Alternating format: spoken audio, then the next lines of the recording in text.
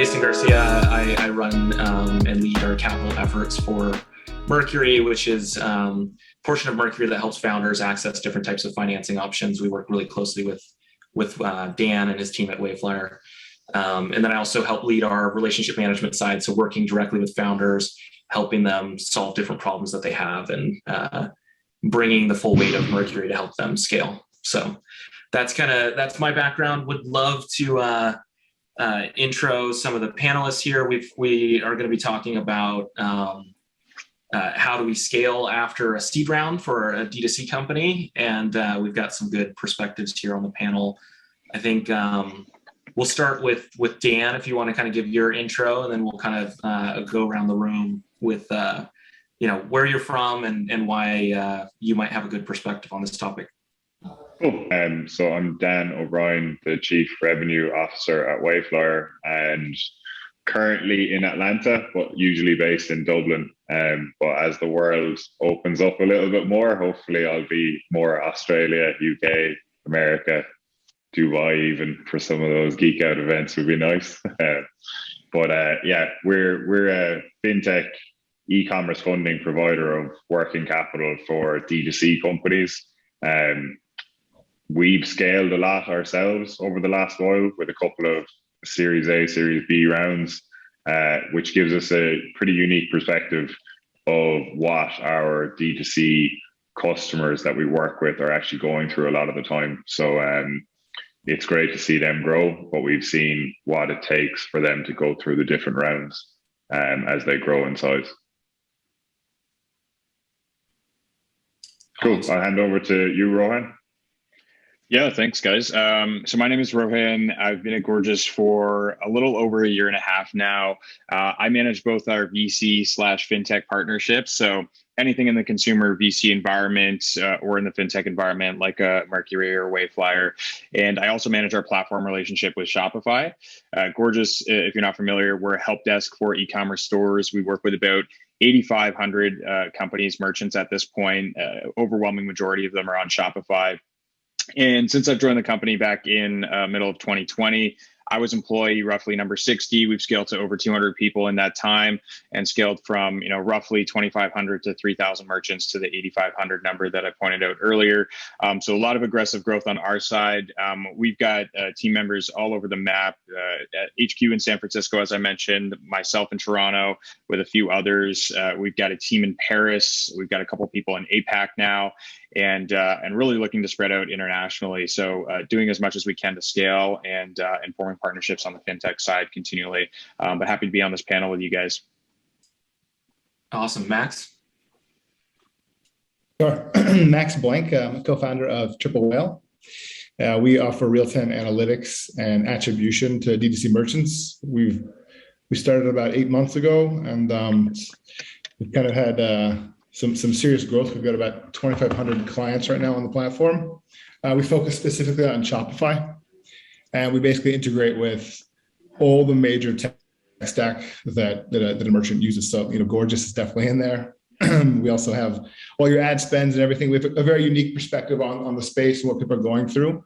And I specifically right now focus on the fundraising for the company for a SaaS business. So I have a unique perspective from that. And then I meet with stores and agencies all the time to see what their struggles are, whether it's financing and fundraising and things like that. And we are actively hiring and trying to grow, and we have teams sort of all over. So very excited to be here, and thanks for having me. And last but not least, Jack. Hey guys, I'm Jack. I'm one of the founders of Jambys, and Jambys, we're a loungewear brand, but we kind of changing the spin on loungewear and creating performance and activewear. So our whole thing is we took the best performance activewear team from Lululemon and Nike and are spending that time focusing on your loungewear, just as Nike and Lululemon focus on activewear. So for us, we started with just boxers with pockets, a simple idea. Everyone kind of fell in love with the fabric and the idea of switching it to Jambys and it becoming its Jambys time when they got home. And now we've expanded to building all the clothing built specifically for the 5 to 9. Thanks. And you just recently had raised, right? Yeah, we raised our seed round at the end of 2021. Yeah. And then I think, Max, to your point, interesting to kind of call out. I think all of our companies here are either have raised venture capital or actively raising venture capital. So there's that perspective as well. I know we're going to focus a little bit more on D2C brands and how venture capital can kind of influence or change those operations. But whether we're SaaS or not, we've got some perspectives here on what it means to work with VCs and just investors generally. I'm curious, Jack, though, seeing as you just kind of recently went through this, what were if you were to pick kind of three, what were the three large changes that you kind of noticed in your business after raising capital? For us, I mean, the plan was still the same. I think the big thing for us was the fundraise just took a while. I mean, I think everyone says seed round. For us, the seed round was it was a 6-month process that everyone thinks happened in 1 week, And for us, we raised using a safe note. So it was great because capital would come in that we needed, and then we kept raising off that same safe note through the rest of the time. But for us after, I think the biggest thing was our philosophy was it's still just me and my co-founders, only 2 full-time employees. And our philosophy has always been to go find the best people in the world and pay them very well for their time. So we had the ex-head of fabric innovation from Lululemon leads all our sourcing, but he only works for us 1 day a month. So being able to raise a seed round, we've now brought a lot of those people that were consultants into more of a full-time consulting role. But what's great is we actually had the ability to already work with them. So it just was nice to be able to put more money and time spent into actually building the product, which was our main focus. And then now after raising that seed round, we're changing a lot of that focus from after the product is in a good place, now spending the marketing dollars to go acquire customers. That was the big change. It's just kind of that flip of bringing people in more full time and then going from production to marketing. Interesting. Yeah, pulling some of that out. Dan, I assume you guys work with companies right before they raise. You said, Jack, it was a 6-month process for you. Yeah, we use Wayflyer as well, so we've used Wayflyer before. Yeah, that's awesome. Dan, what are you guys guiding people on? How should they be preparing and timeline? How should they be thinking about getting prepared to go and raise capital? There's a couple of things when you're raising, it's going to take a while. It always even takes longer than you think it will take. But if you can keep yourself going without having to raise, without putting a massive amount of pressure on getting that raise done, you put yourself in a position where the price of the company is going up essentially. So the capital that you raise is always going to be more expensive the day after you raise it. So for when we work with companies and they're coming up to that level, we talk about, if we provide funding for inventory and marketing, do we put that company in a position where they don't necessarily have to raise? They're not under pressure to do it, but they're in a position where they can kind of dictate their own terms about what way they are going to raise it. So a lot of the time it's a case of if you can maintain that your sales are going up and you're generating revenue and your cost of acquisition is either declining or staying the same, but your LTV is getting greater, then you're putting yourself in a position where equity is always going to be the most expensive money that you give away or that you take in. So it's kind of a case of are you able to keep the wolves from the door for a little bit longer by using alternative sources of capital? And we don't see ourselves as a long-term solution. We know companies will need to raise equity for all their OpEx and salaries and leases or whatever they have, but the main thing is equity to be used on a working capital cycle can get you into a bit of trouble because they're a treadmill. You're always going to have to buy stock. You're always going to have to spend on ads. And if you have to raise equity every time you do it, it just puts you in a place where that equity is becoming very expensive. And who knows, in 2 years' time, you might look around and not own your company anymore. I'm seeing a lot of nods. I mean, Max, you're looking at attribution. I'd assume you're kind of checking and seeing what the ROI is here on spending. Is that where you can be especially kind of valuable to some of these companies? Is measuring how they spend their money? And yeah. I mean, to some of what Dan is talking about, right? Raising seed capital, I would say, is the best for R&D and validating an idea. And then once you have got something really moving, and you want to start acquiring customers, it's like you don't want to sell equity to fund that whole entire endeavor.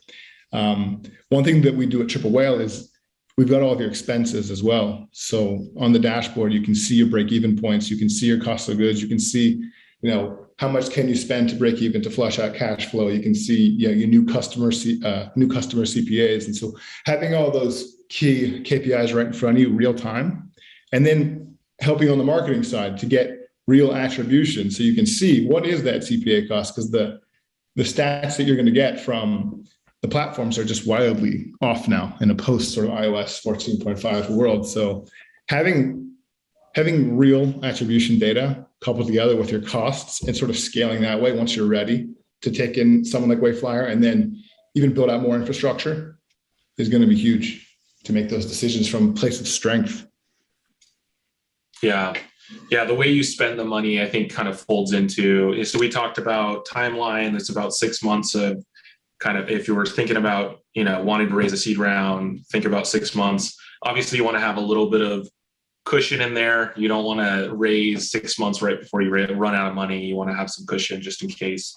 To your point, Dan, you don't want to raise when your back's up against the wall. You want to raise in a position of strength. Best time to access money is when you don't need money. But like in terms of what you raise, the amount you raise, some of that can be how much R&D spend you have. What are other ways that founders should think about how much seed capital they should be raising? Rohan, you've been in the financing space as well, quite a bit. I mean, what's the round sizes look like today, and how should people be thinking about how much money to raise? No, it's a really good question. And there's a few different ways to look at it. I think to tag on to a couple points that Dan made around what type of capital is best spent in which areas, right? If you look at alternative source of capital versus equity capital, a lot of people are ineffectively spending their equity capital on things that they really shouldn't be spending it on, like marketing and online advertising and inventory expenditure and things of that nature. Things that are a lot more effectively spent by using alternative sources of capital like Wayflyer, right? And if you take alternative sources of capital like Wayflyer and spend on those things, you free up a lot more time, a little bit of runway to either get to your first round or get to your next round in terms of raising that equity capital. And then equity capital becomes a lot more effective in hiring or product developments or research and development. And so if you can take something like a Wayflyer in supplement with equity capital or a little bit of runway until you get to that point, then it's probably going to decrease the round size just in terms of how much capital you actually need for those things because you're effectively spending it, right? So, I mean, a seed round can be, super low in the tens of thousands of dollars. It can be, 2 to 2.5 million on the higher side, depending on what type of company you are, if you're D2C or if you're a SaaS type company.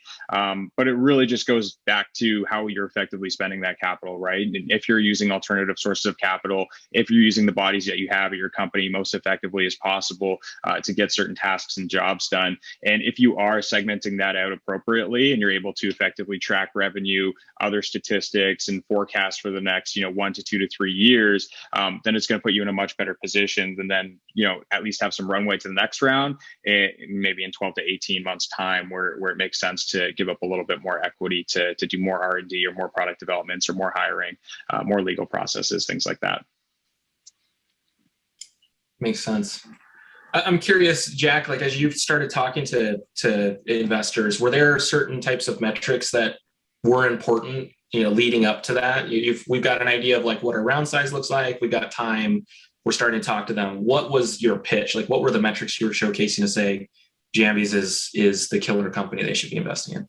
Yeah, for us, I mean, it's just sometimes it's even, for us, we were kind of still at that early stage. I mean, we at the time, it's so funny. Sometimes it's even easier to raise your seed round when you don't have any metrics to look at because, we're only, 9 to 12 months after initial launch and people are asking for returning customer rate and this and that. And you're like, what do you if we went off what we sold, the first product we launched with compared to the product we have now for Jambys, it's like, it doesn't even look like Jambys, so you're talking about like a totally different company and looking at all these metrics. And I think even going back to it, like we even had SKUs were different names. So you can't even like link up all the metrics of like what is what, right? So for us, it was like, I think the first angel round we did, it was all based off just me and my co-founder and people believing that we would do something. And I mean, that was a bear crawl trying to get initial investors for that. And I think even with this past seed round, we had really good traction.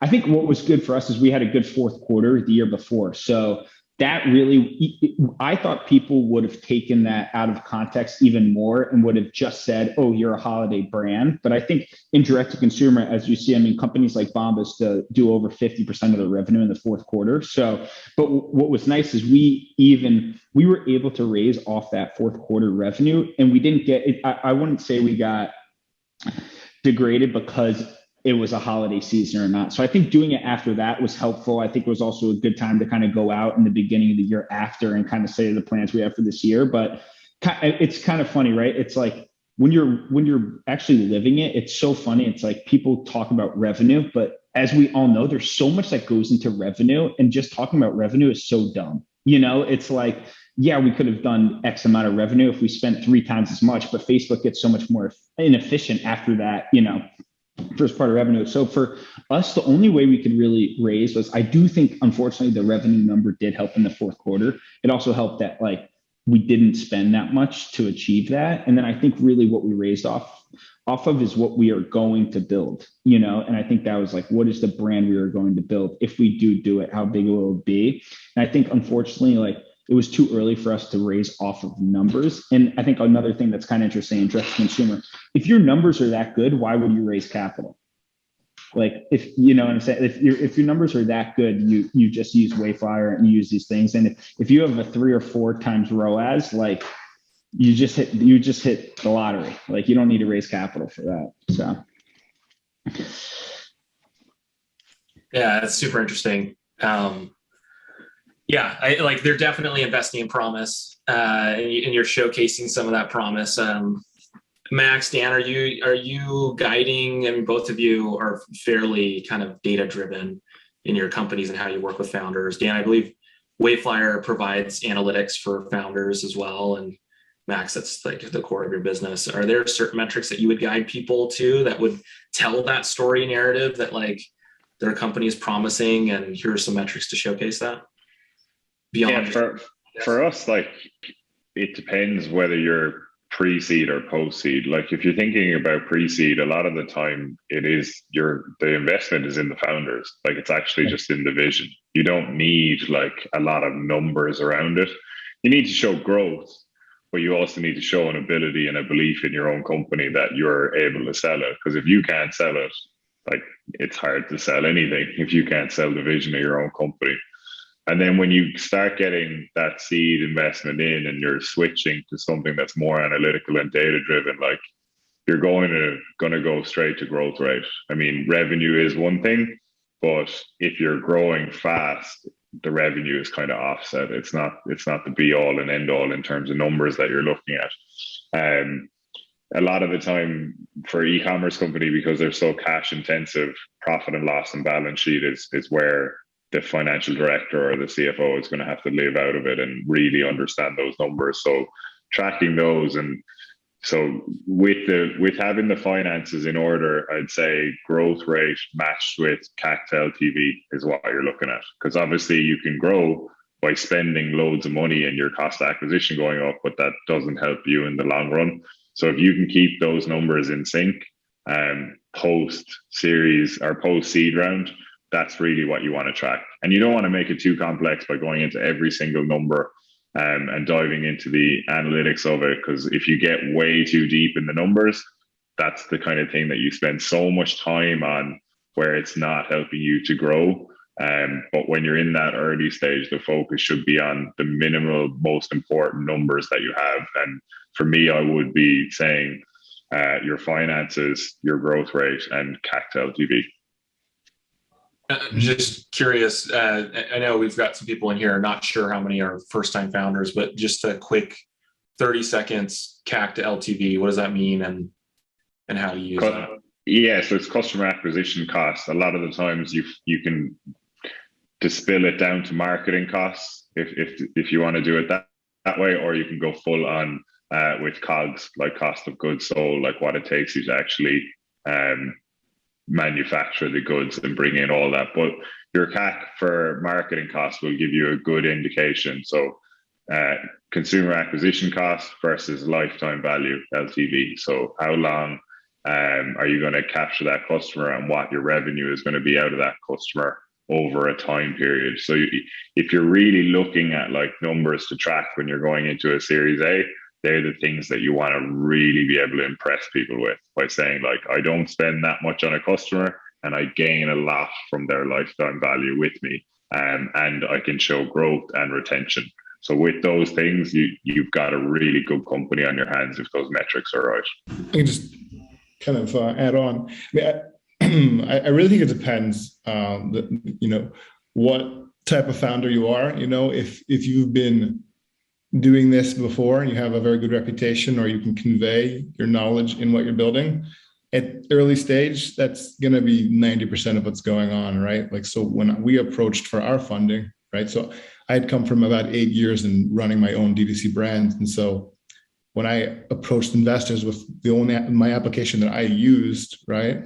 So it was a different conversation, and our numbers were a mess, right? Like, just like Jack was saying, that he had different SKUs and things were not matching up. Like, we still have that, not with SKUs, but with our metrics. So it really comes down to traction. It comes down to your history of what you've been doing, what you've been building. And also just like think really hard as in D2C.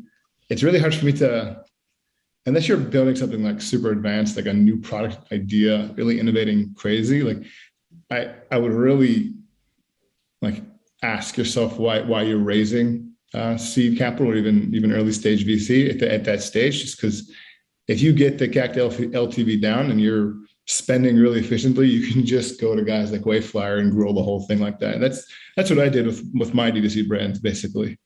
Yeah, it's super interesting. I think, so we've got some metrics to kind of think about. The CAC to LTV, how many dollars do you spend to get $1 back? How many dollars back do you get? Some of that, to your point, Jack, like a lot of it's the story, the brand, what you're doing, which obviously you need to pull customers into that. You have to get, I think, for an early seed investor too, it's really important to understand like how large the advocacy is of your customer base and how do you nurture those relationships. And LTV is how much do they spend on the dollars, but hopefully they can continue to repeat, which is what you all focus on, Rohan, on your side, I believe. And how can an early stage founder use customers to raise capital or tell their story about how strong their brand is?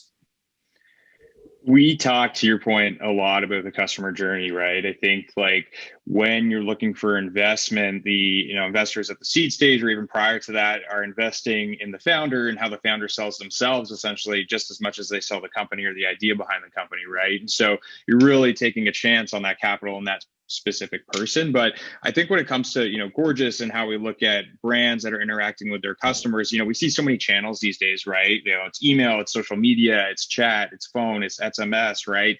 And by consolidating all of these channels and giving brands a clear and concise view of how they're interacting with their customers, if you can show growth and if you can show efficiency in terms of how you get back to customers, bringing down your first response time, bringing down your resolution time, making sure they get an answer to your question, and even making it easy for customers to get answers to their own question. And if you can show that growth from handling things very manually, everything is very human centric, to automating a lot of processes, using machine type learning, and then convey those stats properly, either to investors or to whatever you might need to in order to grow your business.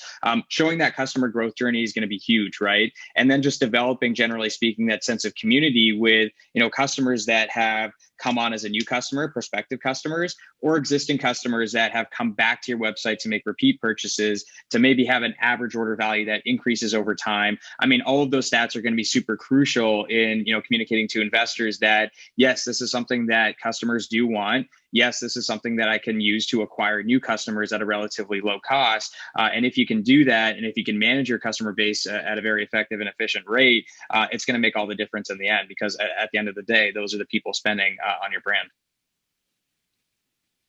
If I could even just like sort of chime in for 1 second, because I just think something else in terms of the raising early stage capital and maybe not having so much like CAC LTV data, right? But if you're trying to entice investors, right, to believe in what you're doing. I think having strong customer sentiment is so huge, right? If you can show investors like this group of customers love what I have, they love the brand, and if I just keep producing what I'm producing, like this can be huge. And so I think you're kind of selling the dream, but not only selling the dream, you're kind of backing it up with a community of people. And so kind of just playing off what Rohan is saying, really pay attention to customer support. I think that a lot of D2C brands, at least historically, as ad buying and attribution becomes harder, right, and more saturated, you can't just play like the CPA sort of arbitrage game anymore that I think the past 10 years or 8 years Shopify brands kind of played, right? You have to really focus on customer success. And so using tools like Gorgias to really hone in on a good experience and an awesome feedback loop, and I'm sure Jambys, you guys know that too, is really how you're going to continue to make a long-term brand that stands out and not just some like faceless copycat of some random product that's already out there that everyone can get. Yeah, I mean, that's kind of the the core here too. Like I think I've seen a lot of companies raise seed. They've built a good product. They've got a good pop. They've seen some revenue happen. There may be a little bit of vision, but when they raise capital, they bring in professional investors in who have a higher expectation and a higher bar for everything, not just the way that you source product, not just the quality of the product itself, but the way you interact with customers, the way you report and think about your metrics and who you talk to. The overall professionalism that you have to have inside the company just goes up a notch. And Jack, I know you've had some fairly deep experience in the past with investing and things, and so maybe that wasn't as big of a surprise. But was it a surprise for your team, the level of expectations and how they went up after you raised capital? Yeah, I think, it's kind of interesting for us. So even though we call it a seed round, we don't have any real institutional capital in our seed round. So like, I mean, it was a bunch of people that had a good chunk of change, but really it's like, we have about 60 people on our cap table. I think that's just, unfortunately, I mean, for us, there wasn't really institutional capital for us there. It's a lot of the VCs that made all their money investing in brands now don't invest in brands anymore, and they all say they just invest in SaaS for brands or some shit. So for us, it was like our only real choice was going after angel investors. So I mean, that's good and bad, right? I think the good part about it is no one really hits us up. I mean, I think we still do monthly investor updates, which is funny. I talked to someone that's invested in about 80 companies, and he's like 65 to 70 of them don't send investor updates, which is a crazy stat. I was like, I thought we had to, but I think for us, it's just good for us to kind of get our thoughts down each month. But for us, our expectations, I think we have higher expectations. We put higher expectations on ourselves than our investors have. I think me and my co-founder left good paying jobs and, steady careers to do this. And we're doing it for one reason, right? So I think we're lucky in the fact that we didn't really have institutional capital. We've only raised using safe notes. So it's kind of less legal jargon. But for us, it wasn't really like expectations got higher after. I mean, we've always just high expectations. But I think once like this angel round was like, okay, let's take family and friends. And then once you raid the seed round, it's like, okay, we're doing this for a certain thing. This is not to become a profitable business that we hold forever. Like we're doing this to make those people money. And that is the goal of the business, I find that like having those expectations are actually quite healthy, especially for like first time founders, to like keep you accountable. I think it's really healthy. So it just depends on like where you are. But yeah, Jack, like, I mean, we also, our beginning, right? So our pre-seed round, it was all just like D2C agencies, a few small angel funds. And like, you realize these guys are looking for opportunities to deploy capital, right? They're looking to like throw darts essentially, because it's really tough. And you have to just convince them that you're like a really good dart, essentially, and just make sure expectations are aligned. And it's not like some formal reporting thing that people think. It's usually just really good relationships with people. They trust you. And it's like just having a really good, like, again, like I said, relationships. Would that have changed your mind, Jack, in raising capital? Is if for somebody to put money in, even if it was this large check, and they wanted to join the board, or they wanted more control in the company? Was that strategically decided by you as you were kind of choosing investors, or less of a focus? I think we just didn't get the opportunity, so we didn't think about it. But thinking about it now, I don't think we would have. But like, instead of having to fundraise for 6 months and just take one check for whatever amount of money, we probably would. It's all just time and effort, versus. So for us, I think we just didn't really have the option. I think this next round that we do raise, if we raise again this summer, and most likely it has to come with one of those expectations. I don't think we were scared of it. I think there's so many things for us still to do with the business that we just didn't want to be burdened by it. I think we're still so early in the business. I think what's actually interesting is just kind of going back to Max's point about, people looking to throw darts and hit home runs. It is interesting though. I wish we had more of the perspective up front. If like we were taking more of a conservative approach where it's like, we didn't go out and just pitch that this is going to be $1 billion brand. And that's what most investors want to hear, is like, this is going to be $1 billion or zero. And we're like, no, I have like my parents' money in this, who really shouldn't have given us money in this. Like my co-founder with his parents' money in it, they really shouldn't have put money in it. Like this could be $1 billion brand at some point, hopefully, but like it also could be a $10 million profitable brand too. So we're not like, my goal is not to lose this, which is actually kind of interesting. That probably made it harder than a lot of people want to be like, we're going to be this big, we're going to raise this, all this capital. And it's kind of funny, just that story would have landed better, and we probably would raise faster if we went with that story. Yeah, that's interesting. Because that's definitely not what you would think from the VC. If you were trying to raise VC or seed in that way, it's boom or bust. Yeah, that's quite interesting. Dan, I mean, have you seen companies, or I guess generally just everyone here, have you seen companies raise too early, or where has a fundraise, a seed round become destructive for a company? Yeah, I think like there's a couple of things. One would be that expectation alignment is really important, and understanding that like if you are selling the dream of $1 billion company, which Jack didn't do, but like if you are doing that, you got to have the right timelines. Because if you're saying you're going to do it in a month, your investors are going to get pissed if it's not there in a month. On the other side of it, one of the big things that happened recently was like the iOS changes and the Facebook stuff, which have really put companies under pressure, where they would essentially have gone out and gotten capital on the basis that they had figured something out and that they know how things run. And when those changes came in, I think they made it way more complex for people to figure it out, and way more tangible that you have that customer success element, and your Trustpilot scores are really important to have a community of backers that love your product, where before you could just go out and market and make sure that your CAC and your ROAS were staying in line, and just go about it that way. Where if you raise capital before that iOS 14 change, it really would have messed up a lot of companies, because everything they knew has just gone down the Swannies, which is a problem. That's what we saw from a couple of companies. The good ones who had marketing backgrounds, or were able to use things like Triple Whale to get themselves back into steady state, was important.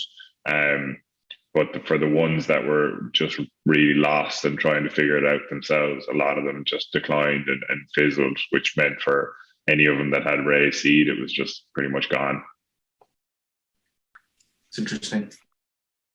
Rohan, did you have? Yeah, no. Yeah, I was just going to add a point. It's to my earlier point as well. It's about how to appropriate that capital too, right? If you find that you're raising equity capital and you're spending it on the wrong activities, you maybe raise it a little early on in the life cycle where you might not need that yet, where you could use an alternative source of capital. You're going to put yourself in a position where it's not 12 to 18 months where you can maybe look at the next round, but it's a little bit sooner than that. You're going to having to give up more equity in your company very early on in the life cycle, more than I think most founders actually want to give up.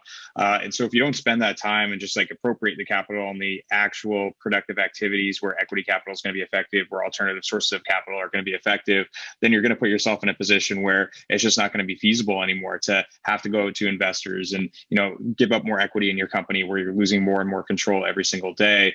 But if you, find alternative capital that are effective in the activities that are going to build some runway for you, where you're not putting yourself in a position that you have to go out and raise capital earlier than you probably should, then you're going to be in a lot better of a position.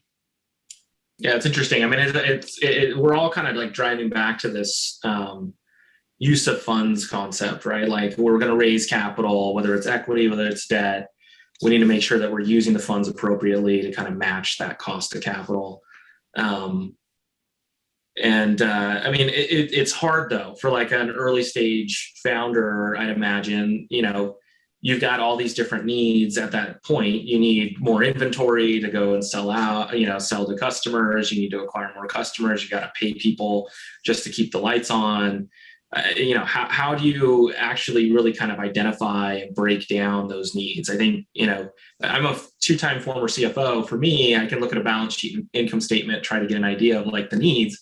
I would guess that most founders don't necessarily want to do that or have done that in the past. So how do we help founders understand like where to deploy the money if they were to raise it? This is my 2 cents here, right?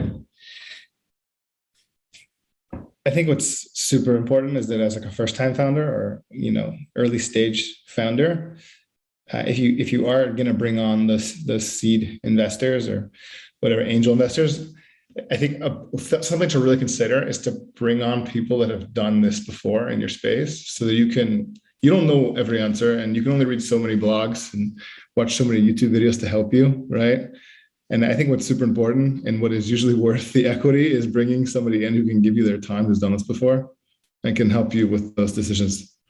Because no one's got all the answers, and it's just, as a founder, being able to get easy access to answers that are on your mind is like worth equity. That's what I found. Mm-hmm. I actually was going to say relatively the same thing, right? Like, I think you, as a founder, you need to have like some sort of rough idea of how you might like to appropriate funds. Because even when people like send over pitch decks, I always kind of want to see like a general outline, like, how are you thinking about this? It might not always be the most accurate. It might not always be something that a strategic investor would recommend, but just to have like a rough plan of how you think you could kind of progress this company is always important. And then, just to Max's point, I think like, raising equity capital, it's not just about the capital anymore, right? It's about having that strategic advisor with you, people that have, for example, appropriated capital in the past before, or people that have undertaken other strategic initiatives that might be beneficial to your company. Those are the people that make, again, like Max said, giving up equity a little bit more worth it, because they're going to help your company progress in the right direction just based on their past experience and based on how they've interacted with other companies in the past. And so, yes, the capital is super nice because it helps you grow just, at face value, but that person behind the scenes is going to make all the difference, right? And so if you're going to raise out a seed round, you're raising a very, very small check, they might not be as invested in the company as you might like. But if they're, dedicating a little bit more capital to your company and there's a little bit more a little bit more skin in the game for them, then they might be more willing to do that. And, the tough part, I think, is finding those people that are actually going to be right for your business. Yeah. Like, there are questions you don't even think about as a founder. I mean, at least I didn't. I don't want to speak for everybody. But like, in this new sort of reality where you have like, people working from home, or you have people working from wherever they want to, like some people want to have an office, some people want to be home. And it's such a difference in like knowing how to build the team and scaling out a team when that's the reality. And you don't understand, like, you can't really weigh the impacts of having people in a room together, building something early on. And it's really hard to mimic that when people are distributed, but there are ways to do it. And so, like, you may want to get a guy to put a seed check in that's meaningful, right? That has done that before. And that's just an example. Something that like we're going through right now with somebody. Like, I'm like, I want that guy in because he's done this with like a distributed team. And yeah. That's an interesting perspective. I mean, sometimes it's hard for the founders, they have to have that self-belief that those investors will be there, right? That like, I really can choose my investor. Because I do think, a lot of times you'll see a first-time founder or somebody who's a little tighter on runway or cash, and they're letting anyone through the door rather than being more selective around their cap table. And I think it's a good call out that like, you can be selective, and the person that you let on your cap table can really help change the direction of your business in a good way or in a bad way. I mean, like, I could imagine, certain investors that may not fully understand the space. I mean, Jack talked about something where you're not really getting bothered by investors today. I have seen the complete opposite of that, of the smallest investors on the cap table coming into previous company that I was at. They would come in and take the CEO's time for an hour each week, right? And so being selective around investors is pretty important to get right, even at the seed stage. I think Jack, you kind of hit on this, and we did the same type of thing, but when you do that safe note, right? So like nothing converts. Oh, guys, I'm sorry. Nothing converts, and so expectations, like not the expectations, but like you don't really have a board yet. Like you things are so in flux that like until that thing converts to equity, it's sort of like you have a lot of ability to control things, more. Safe notes all the way at the beginning. Yeah. I think an important thing that we're kind of getting at here is matching the investor with the stage or life cycle of your company. Like a Series B investor tends to invest in scale ups that are at that level where they're, you're about to go through my 100th employee and we're about to take this next leap. And that's their experience of it. Where for seed, it's the company that really understands what it takes to get a company going. Like your first 5 employees are probably going to be the ones that drive the company for the foreseeable future. So if you get those hires right, they're the ones that can be the engine or the driving force. But a seed investor is someone that you would rely on to direct you or help you navigate all those things to make sure you're getting the right people and you're thinking about the right things early on. Because a lot of the times it isn't just numbers that you're talking about. It can be just, if I get 5 unbelievably good people into the right roles that I want, that's going to help us scale over the next 6 months. And then we're looking at a Series A. Yeah. It's like you're getting your own board of advisors, right? Like that's basically what you're doing. And you want to make sure. Yeah. With the right aligned incentives too. I think it's so important to like raise money from a point of strength, because if you're not and you're up against the wall, you're going to make decisions that are not rational, and you will make things out of desperation and bring people on that like should not be there. And then you end up giving an hour of your time to somebody who's wasted. It's like, well, it's interesting. I mean, most of us are kind of in, I would say, not the hotbeds of venture capital per se, or historically haven't been. I'm here in Salt Lake City. It's now kind of you've got some good ventures, with Columbus, Ohio, and Atlanta. I mean, Atlanta is definitely shining these days, but for a long time, I think founders in some of these areas have, and even internationally, have felt cut off from capital, maybe not have as much choice around who those investors could be. I think that's been changing quite a bit lately. If you look at some of these cap tables, geography is less of a focus, less of a blocker. I don't know if it sounds like, Max, you're seeing the same thing. I don't know if everyone agrees with that. Yeah, and it's I don't think we have any like local Columbus investors at all. It's all from all over the place, and especially raising money in COVID time. It's like it's normal. Zoom, boom. Yeah, and you can still get access to that strategic advice right now with Zoom and everything else. Exactly. It's similar to like hiring talent, right? You don't like you may prefer to have talent nearby, but if you're gonna find the talent where it is, right? So it's an advantage, right? So same with investors. Mm-hmm. I was going to add on to that. I think like the world is moving just like in the last 2 years, right? Like we've seen a lot of things go online, right? And hiring, Max, to your point, like I'm up here in Toronto, my company's based HQ in San Francisco. We've got people all over the map, right? It's becoming less and less important to be all in the same city or all in relatively the same location, right? And I think like investors are kind of trending along with the trend that we've seen over the last 2 years with a remote working culture, but more of a remote investing culture, if you want to call it that, right? Where it's not so much so that they have to be based in like New York or San Francisco as a startup company, or even in America for that matter, right? Like I'm up here in Canada. It's a big tech scene up here, you know, both in the D2C environment. We see a lot of D2C companies up here, a couple of investors as well, and also even on the SaaS side. And it's becoming a booming environment just up here north of the border. And I can imagine even internationally, it's doing the same thing. And I think like the whole investing culture has really moved with the remote working culture, you know, as we've seen over the last couple of years with the pandemic. I think it's super exciting. I love it. Yeah, it's something that's near and dear to us. Obviously, our culture at Mercury is all distributed, but also, you know, we've done programs like Raise, and we just launched a D2C focused Raise that allows us to, you know, continue that trend and hopefully contribute to that, to help them, you know, access the information, but also access the investors that, regardless of where they're at, internationally or domestic. Yeah, so we do have a question in here. I think Max, you just responded to it, but we do have the ability to ask questions. So if you want to jump into the Q&A, we're happy to answer any questions here in the last couple of minutes.